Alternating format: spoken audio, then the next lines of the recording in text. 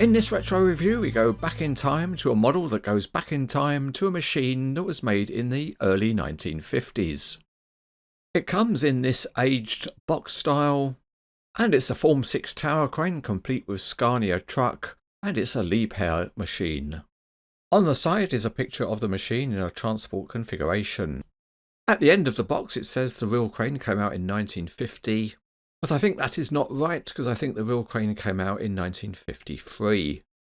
At the other end of the box is a small badge that tells us it's made by NZG models. Let's weigh it up. Onto the weighbridge goes the box, and it comes in at £1.14, which is 860 gramlets. It's time to open the box and see what's inside.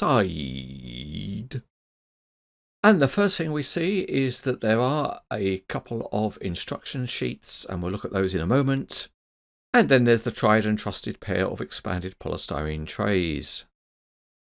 Let's get on and lift the lid, although it seems to be a little bit sticky, and that's because there's a piece of track stuck in the top. But we'll put that back into the bottom. And there we see all parts of the model. Included is this large instruction sheet, and it shows all the parts that come with the model, and then how it's posed in a transport configuration, and then how to build the model up. And that's then followed with simple instructions on how to operate it. So it's all nice and clear, but it is in German. So to help with that, a separate sheet has the instructions translated into different languages. 2024 is the 75th anniversary of Liebherr, and they've reissued this model with the correct build year on the box. And there's also a special inclusion, which is a poster to celebrate the 75 years of Liebherr.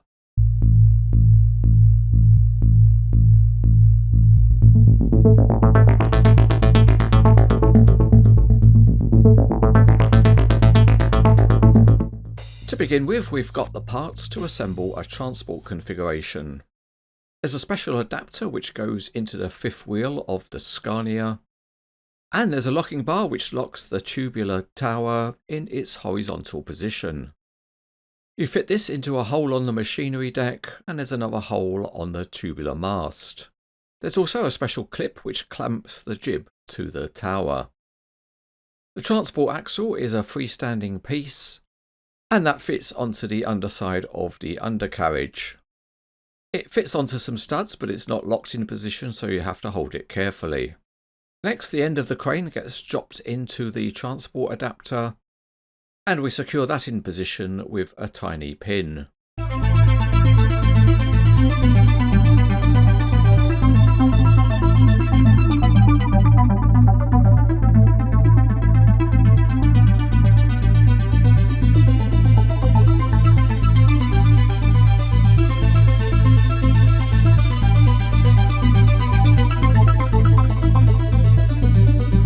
Starting underneath the Scania, and there's some reasonable detailing with the engine and gearbox, and there's a full exhaust system.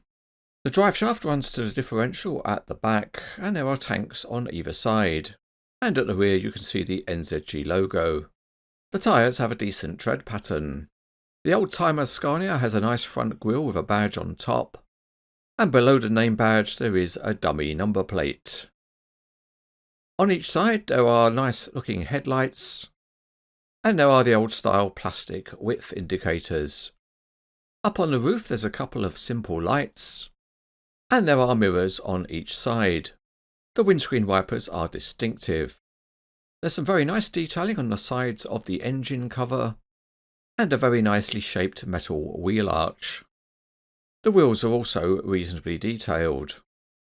The cab door is nicely modelled with a highlighted door handle, and the back of the cab has got good looking details within the casting. There's also a plastic replica timber platform. There's another nice wheel arch on the back axle, and at the rear of the model there's the dummy number plate, there's the name badge, and also printing on the mud flaps. Moving on to the transport axle, and it's a very simple part. And as you can see, the wheels share a common axle. The wheels themselves have some nice detail. Another nicely modelled part is the track section that's included. The sleepers are painted in a wood colour, and the rail and its fixings are modelled well. And at the end of each rail is a buffer stop. The underside of the undercarriage is very basic, but you can see the wheels. But things look much better right side up, and to start with you can see the toothed slewing ring underneath. The undercarriage itself consists of some simple beams, but a particularly nice aspect is the ballast blocks which are loaded in it. At the front the structure is modelled well, with the beams having a distinct web and flange structure. From this angle you can also see there's a distinct warning sign which is in German.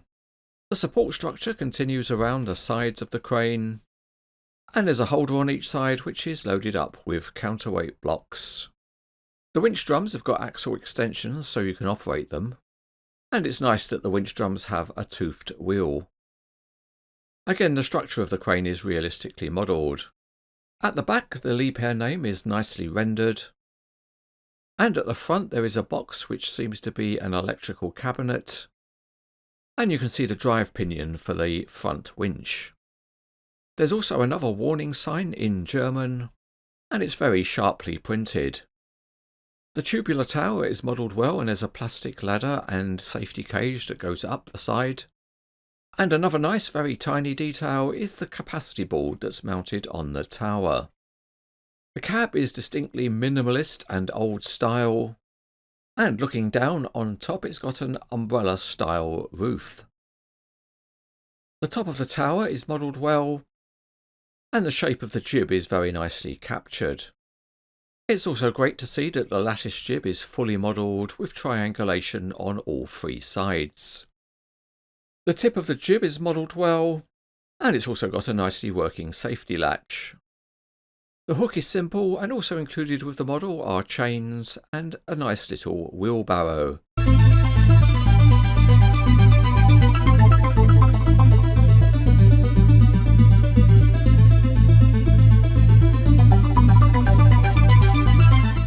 Back underneath the Scania and the rear axle spins freely, and you can get a moderate angle on the steering before it becomes fouled by the wheel arch. In practice the Scania is not particularly free-rolling, and with the steering set it can trace out a moderate curve. The adapter on the fifth wheel can be turned and tilted, and the whole model poses well in a transport configuration. And if you want, you can practice some difficult manoeuvres. We've arrived on site, so let's mount the crane onto its track. And presumably in 1953 they didn't have giant hands to help with the task. So this is a modern day interpretation. First task to do is to disconnect the locking bar which locked the tower in its horizontal position. And then by using a supplied key we can begin to raise the tower. This part of the model actually works very well, although you can't leave the model posed in this position because it will overturn on the track. Slowly we bring the tower to its vertical position, and we can gently ease it into place.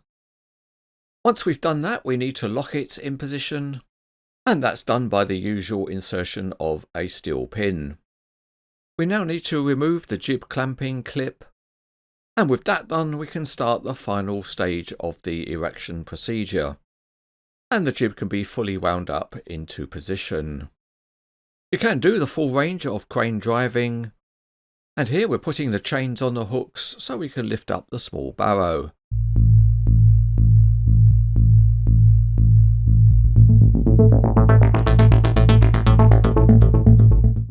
The crane rotates easily so you can turn it around into any position that you want. And you've got full control of the jib. You can raise it up to a steep angle or go for the maximum reach horizontally. And with the jib horizontal we can do a stability test, and it is perfectly stable at this angle. Let's weigh it up again. For this we'll just weigh the crane and track itself, and it's nearly 15 ounces, what is 410 grams. Time for a dim check. Firstly we'll measure the transport configuration, and it's about 16 inches or 40 centimetres. And going upwards with the jib at a reasonably steep angle, it's about 20 inches or 50 centimetres.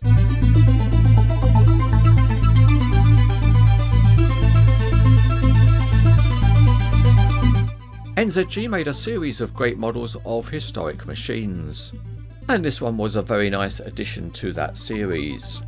It commemorates one of the earliest machines that the Liebherr company made, and it looks great with some really nice detailing, and there's plenty of functionality so you can have it in a variety of different poses. So if you like models of old machines, this one is excellent.